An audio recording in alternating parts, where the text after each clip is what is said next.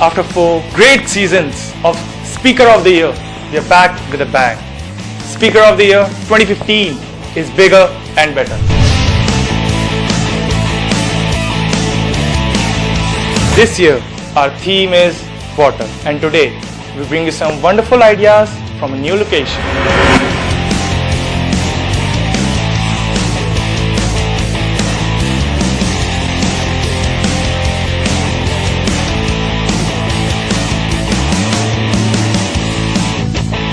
Will we get a superb idea or an amazing vision?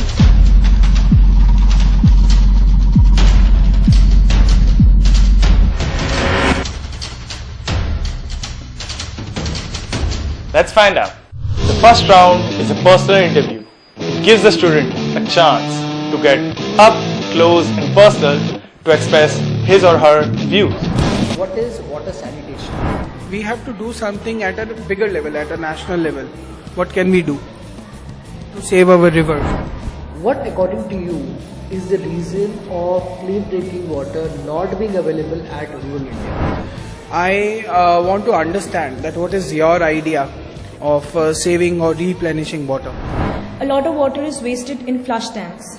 Okay. So according to me, we can actually connect the water which comes out from the basin which we use, and we can actually use a valve to separate the solid waste and other waste. Okay. And we can use that water in flush tanks. Whenever this jal boat tanks move out, this sloshing water all over the roads, and probably the amount of water they waste could have, a household could work for, it'll go on for one day at least. People are wasting water recklessly. Okay. They don't even know what is water. They think this the God gifted, so waste it. Okay. They can save Coke and all cold drinks, but they waste water recklessly. When we use the water, it is going from somewhere. It should be reused. First, we need to, create awareness among people. We need to educate them. Lack of education is the thing that, prevents them from conserving water. If there has to be a process which is to be implemented in Delhi for allocating water to the households, according to you, what should be the parameters for allocation of water? We could actually allot some kind of different volumes of tank to a particular household. Okay. And if we have floors, we can allot different floors, different amount of tanks, and Okay. the floor should be allotted to that particular family which has this much amount of members. Okay. Let's say that you become the mayor of a designated area in Delhi, and you are responsible for managing the wastes of the industries in that area. How will you go about taking up this project? First, I would like to make a rule so that the industries, they shouldn't be able to dump their waste directly in the rivers, and if they want it also, then first they have to treat it and then in the rivers. Okay. So according to me, there should be charges charged on them if they would do this. Okay. So that they do not do in the first place only. So first of all, I think, every crisis related to water, water conservation, water pollution, or whatever, any problem related to water has a major thing to do with the habits of people, their awareness and their, how they react to it. It is very important that people understand the, worth. Even in urban Delhi, okay, for one day, say suppose your, house water supply gets cut off. You go into a total fluster and, you're so angry, you get, you get stressed out and all stuff, and then you realize it's worth. But what of those people all around the world who die every, research says surprisingly that every 20 seconds a child dies because of some water related ailment, maybe it's dehydration or cholera or diarrhea or something like that. So it's very important to save water for that. In fact, I feel water as in, probably I would say that, water should be declared a human right. Because, if a human right says that, a universal human right would say that you have the right to a life of adequate health and well-being. If that is your right, then it also, you cannot imagine of health and well-being without clean and adequate water. It's next to impossible. So automatically then we should also accept water as a, basic right for every human being on earth. Contamination of clean drinking water, let's say river water, due to our religious practices. Yeah. What is your thought about that? Yeah, I think that when it comes to religious policies, we cannot obviously regulate each and every person, and we can tell please don't throw this and that, throw that, because it comes to the beliefs and egos of the people. So we can one thing which we can do is we can fix a period of time that you can do these things in this period of time, and in the rivers, because most of these things are related to rivers only, we can put check dams and we can put sieves over there. And after supposing we fix the time and the space, we can take it as 100 kilometers, and after every 100 kilometers there can be sieves and there can be men who will be cleaning that after that. So that will help our country a lot.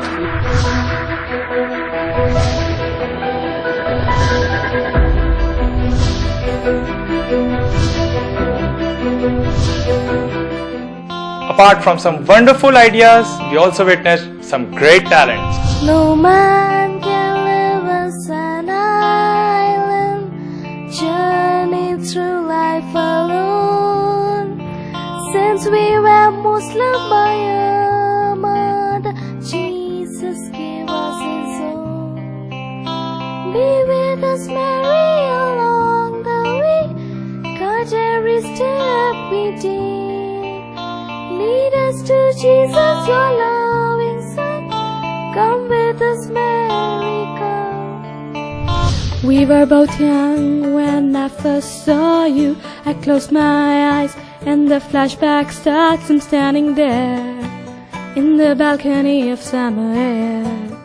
I saw you make your way through the party, the ball ground, and say hello. Little did I know then. And then I don't know. The second round is the speak shoot, where the students express their ideas in front of the camera. Water is essential for us and we should save water. 70% of the earth is covered with water and rivers hold 97% of the water. The river Yamuna is the most dirtiest river flowing through Delhi. We do not care. Why? 3.5 million people die in India just because of waterborne diseases. We do not care littering the Yamuna, but we care of cleaning it. Why does it bother us to clean Yamuna?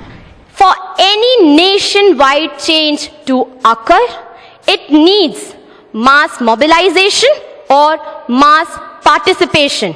And to achieve this goal, we require people to participate actively in conserving water.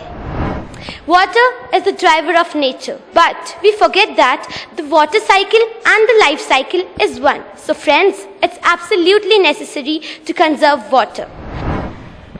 We have made from water every living thing. Water, like religion and ideologies, has the power to mobilize millions.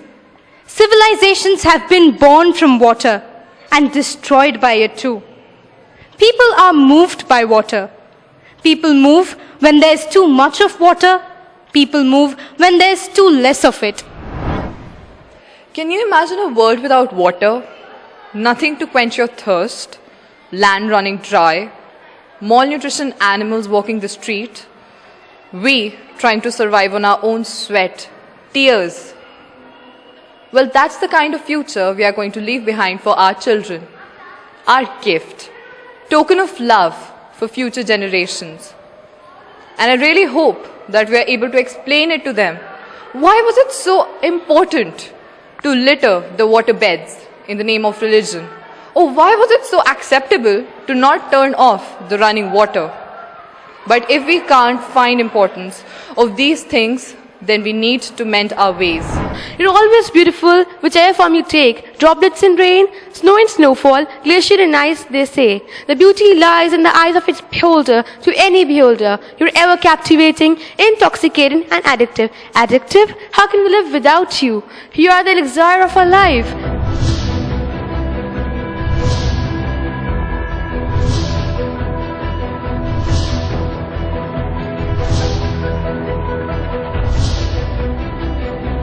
Wow, those were some fantastic ideas we just heard. I'm wondering who's going to get the coveted title. The first prize for the best idea goes to someone from class 9th. So can you guess Who would that be?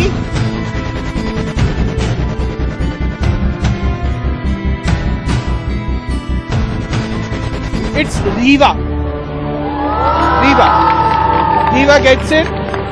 The Speaker of the Year event has been a wonderful experience for the students as well as myself in organizing and getting the kids. I have forced them to come here and I am very happy because they have given me a very good feedback about that. Ma'am, thank you that you actually forced us to be here. The contribution to the wall of thought from this location is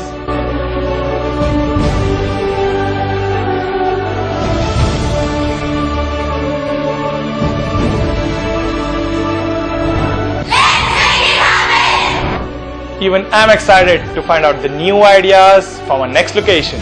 So stay tuned.